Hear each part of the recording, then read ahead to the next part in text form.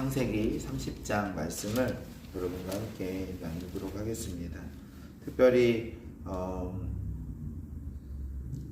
앞에는 이제 야곱의 아내들이 야곱의 사랑을 받고자 많은 아이들에 대해서 막 서로 아이를 낳고 이렇게 하려는 내용이 있습니다. 그 내용 뒤에는 이제 요셉이 집으로 돌아가야겠다라는 생각을 하고 라반 외삼촌한테 이야기를 합니다. 외삼촌, 내가 이제 많은 것들을 외삼촌에게 소득을 얻게 해줬으니까 이제 내가 집으로 돌아가서 이제 나의 가정을 꾸리기를 원하고 나의 소유를 이제 꾸리기를 원한다고 이렇게 이야기를 합니다. 그 외삼촌이 너에게 뭘 해줄까라는 이야기를 합니다. 그때 야곱이 다른 건 없고 그냥 우리의 우리가 같이 키운 이 양과 우리가 가진 이 염소 중에 줄무늬 있는 것과 또 이렇게 조금 점이 있는 것들, 그런 것들은 내 소유로 이렇게 해달라는 이야기를 합니다. 아마도 그 당시에는 줄무늬 있는 것이나 점 있는 것이 조금은 그냥 이렇게 민무늬로 아주 하얀색이라거나 아주 하얀 검은색이라거나 이렇게 민무늬로 있는 것보다 조금 더 우성으로, 조금 더 열성으로 생각한 게 아닐까 싶습니다. 그러니까 이제 조금 더 열성적인, 그래도 그 당시에 조금 부정하다고 여겨지는 것일까? 아무튼 이렇게 줄무늬 있는 거나 점이 있는 거, 이런 것들을 저한테 주십시오 라고 이야기를 해요. 라반이 그렇게 하자라고 이야기를 합니다. 그렇게 하자라고 이야기를 하고 그렇게 주겠다고 이야기를 했는데, 라반이 근데 야곱한테 주진 않아요. 주진 않고 그것을 다 이렇게 모아다가 이제 아들들한테 줘버립니다. 그러니까 야곱 입장에서는 굉장히 좀 서운하고 또 이제 서럽기도 하죠. 서럽기도 하죠. 서러운 일이죠. 특히 이제 정말 아들들보다 훨씬 더 열심히 일했던 야곱 입장에서 자기가 열심히 키웠고 자기로 인해서 복받은 내용들이 그 아들들한테 가는 걸 보면서 이제 결국에는 나도 피부치긴 하지만 아들은 아니구나 라는 생각을 할 수가 있겠죠. 그래서 야곱이 굉장히 서럽고 또 서운하고 그럴 수 있죠. 그럴 수 있는데 야곱이 어떻게 했냐면요, 이제 양떼와 염소떼들이 이제 새끼를 가질 때 거기다 대고 이렇게 막 나뭇가지를 잘라가지고 좀 이렇게 나무를 이렇게 조금 어떻게 하는지 모르겠는데 나뭇가지를 껍질을 벗겨서 나무가 좀 이렇게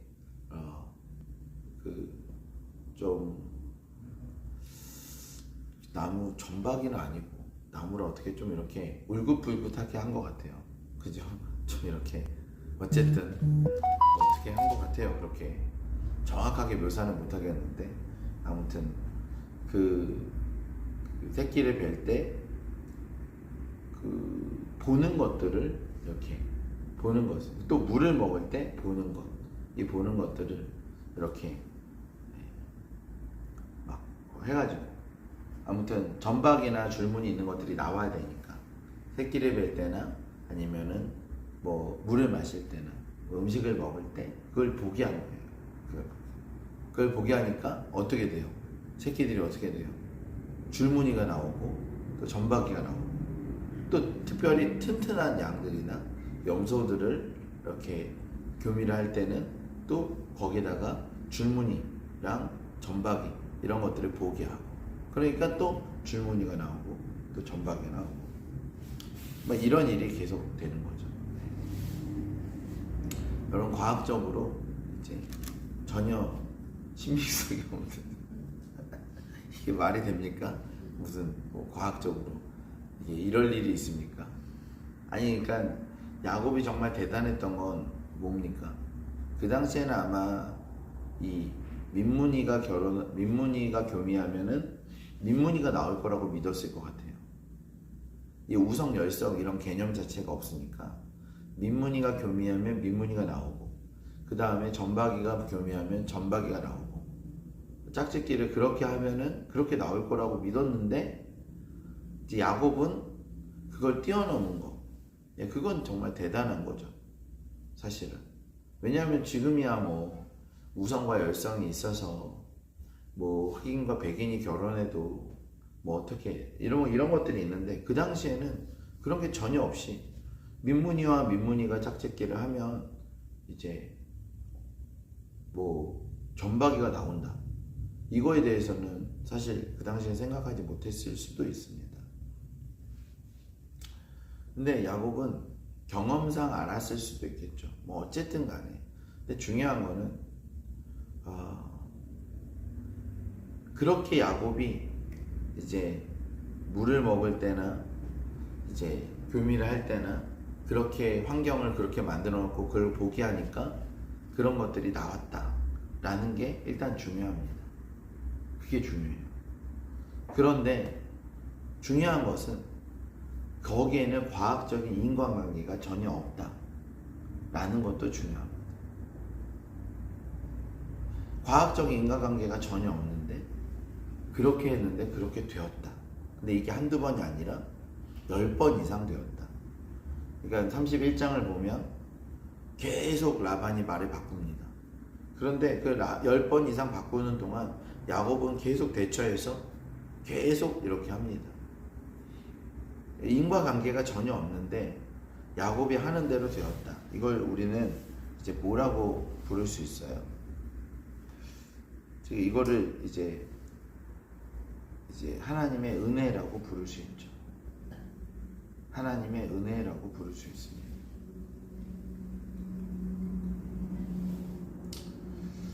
그러니까 이게 하나님의 은혜라는 거예요. 이게 무슨 말이냐면, 상황이나 환경이 너무 서럽고 너무 불가능하게 돌아가는데 야곱이 거기에 낙심하지 않고 좌절하지 않고 이제 뭔가를 합니다. 뭔가를 하는데 뭔가를 한 대로 결과가 나왔어요. 근데 그 뭔가를 한 것과 결과가 과학적인 인과관계가 전혀 없어요. 전혀 없는데 그게 됐단 말이에요. 됐단 말이에요. 그러니까 이렇게 되면 사람들은 이제 법칙을 만듭니다. 그래서 그걸 바라봄의 법칙이라고 이렇게 만들어서 꽤 유명했었어요. 우리가 바라보면 그렇게 된다. 바라보면 그렇게 돼. 그래서 여러분도 말씀을 여러분의 삶에 붙여놓고 바라보고 또 바라보고 그렇게 하잖아요. 여러분의 삶에서 뭔가 어떤 여러분뿐만 아니라 세상의 모든 사람들이 그 바라봄의 법칙을 다 알고 있어서, 또 이렇게 예수를 안 믿는 대학교 선배네 집에 놀러 갔는데 집에 방에 그 원룸에 명언이 완전히 그냥 다 붙어 있더라고요. 명언이 수많은 명언들이 도배가 되어 있어요, 방에. 왜 이렇게 해놨어요? 왜 이렇게 해놓은지 우리 다 알죠. 그러니까 이런 바라봄의 법칙은 세상 사람들도 다 알고 있는 거야. 근데 그게 인과관계가 있냐고요. 인과관계가 있을 수도 있죠. 이렇게 바라보고 그게 어떻게 작동해서 할 수 있는데, 여러분 오늘 이런 내용은 인과관계가 있습니까? 있다고 믿는 거 아니에요? 아니, 이렇게 바라보고 그렇게 교미를 가지면은 또 물을 먹으면은 그런 게 나온다. 야, 아직 밝혀진 건 없어요. 아직 밝혀진 건 없어요. 의학적으로 그게 밝혀지진 않았죠. 그런데 이제 그런 사례가 꽤 많죠. 그런 사례들이 꽤 많아요.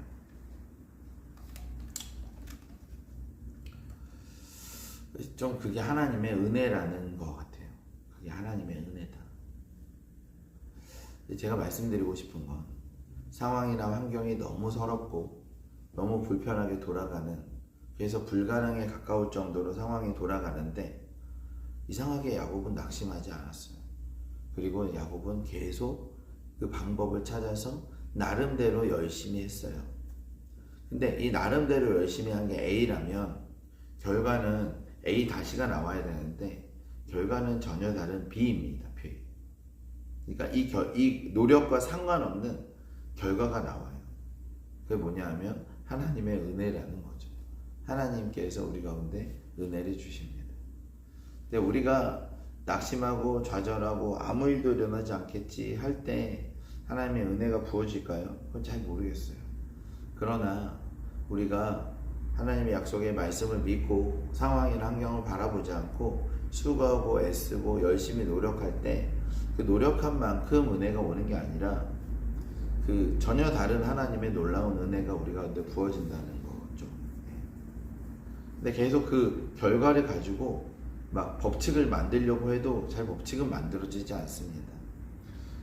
이 세상의 모든 사람들이 어쩌면 다 다른 법칙을 가지고 살지도 모릅니다. 그만큼 환경이 다르거든요. 상황도 다르고. 그렇기 때문에 뭐 이렇게 딱 맞는 건 없을 수 있어요. 나는 상황이 이렇고 너는 상황이 이렇고 나의 직업은 다르고 너의 직업도 다르고 그래서 법칙이 있기는 쉽지 않아요. 그러나 중요한 건 하나님의 은혜는 우리 모두에게 다 있습니다.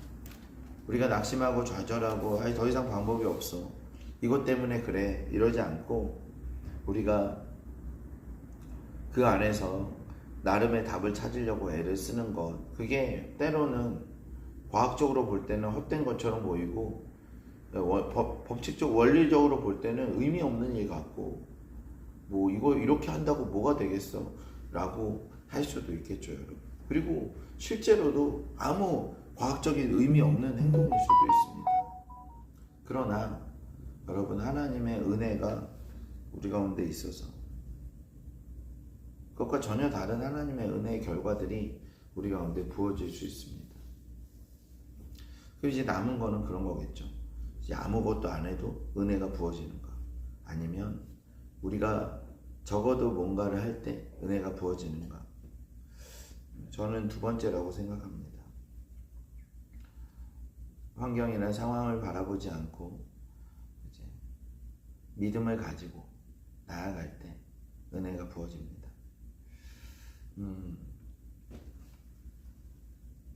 뭘 믿어야 될까요? 31장을 보면요, 이렇게 나와 있습니다. 31장에 13절, 나는 베델의 하나님이라. 네가 거기서 기둥에 기름을 붓고 거기서 내게 서원하였으니 지금 일어나 이곳을 떠나서 내 출생지로 돌아가라 하셨느니라.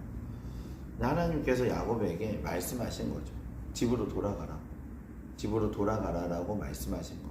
거기에 반응해서 지금 믿음을 갖고 이 일에 걸어가는 거라. 그래서 야곱은 믿음을 갖고 이 과정을 걸어야 되는 것입니다. 그러니까 그 믿음을 가지고 나는 돌아가야 돼 라고 하면서 이제 이 과정을 이제 진행하는 거예요. 그러니까 믿음이 필요한 거죠. 그리고 거기에 맞는 놀라운 은혜가 부어지는 것입니다. 여러분, 우리가 환경이나 상황은 다들 어려워요. 힘들어요. 그런데 우리가 있는 상황에서 최선을 다해서 낙심하지 않고 포기하지 않고 애쓰고 수고하면 우리가 생각하지 못했던 은혜의 결과들이, 또 은혜의 열매들이 우리 가운데 오게 될 거예요. 인과관계가 전혀 없는, 그리고 더 나아가서는 이렇게 한다고 이게 되지 않는 그런 전혀 다른 은혜들이, 그게 만약에 인과관계가 있으면 은혜가 아니죠. 그냥 월급이죠. 그냥 내가 한 만큼 받게 되는 거죠. 근데 그게 아니라 은혜라는 건 내가 한 것보다 더 뛰어넘는 그런 페이버가 우리 가운데 있어야 됩니다. 그리고 있을 것이에요. 야곱이 그렇게 받은 거죠, 사실. 이 본문은 되게 좀 이렇게 해석이 다양합니다. 특히나 바라봄의 법칙이라 그래서 이걸 뭐 바라보고 또 이렇게 하면 그렇게 된다라고 생각을 이제 하는 그런 사람들도 있습니다. 그런데 그렇게 안 될 때도 많아요. 그러니까 그렇게 딱 안 될 때도 많아요. 그래서 이 본문을 그렇게 적용하는 건 무리가 있어요. 그러나 그보다 더 분명한 건 그렇게 안 된다 할지라도 하나님의 놀라운 은혜가 있다는 것은 분명합니다. 내가 이렇게 하면 이렇게 되겠지라고 생각했는데 이렇게 안 될 때도 많아요. 그러나 더 놀라운 하나님의 은혜가 우리 가운데 있다는 건 그건 분명합니다. 이 본문이 말하는 건 그거예요. 더 놀라운 하나님의 은혜가 있다. 내가 한 것과 이 결과와 정확한 인과관계가 없고 과학적으로 자연법칙으로 정확한 인과관계가 없다 할지라도 하나님의 놀라운 은혜가 있어서 놀라운 은혜가 있다 라는 것이 이 본문이 말하는 바입니다. 할렐루야. 네, 기도하겠습니다. 좋으신 하나님 감사합니다. 아버지 하나님, 환경과 상황이 하나님 우리가 말할 수 없을 만큼 답답할 때에도 하나님 우리가 낙심하지 않고 주의 말씀을 믿고 하나님 그 걸음을 걸어가기를 원합니다. 하나님 우리가 기대하는 건 주님의 은혜입니다. 주님의 임재이고 주님의 일하심을 우리가 갈망합니다. 주님 함께하여 주시고 하나님 우리가 기대하게 하여 주시고 기뻐하게 하여 주시옵소서. 감사드리며 예수님의 이름으로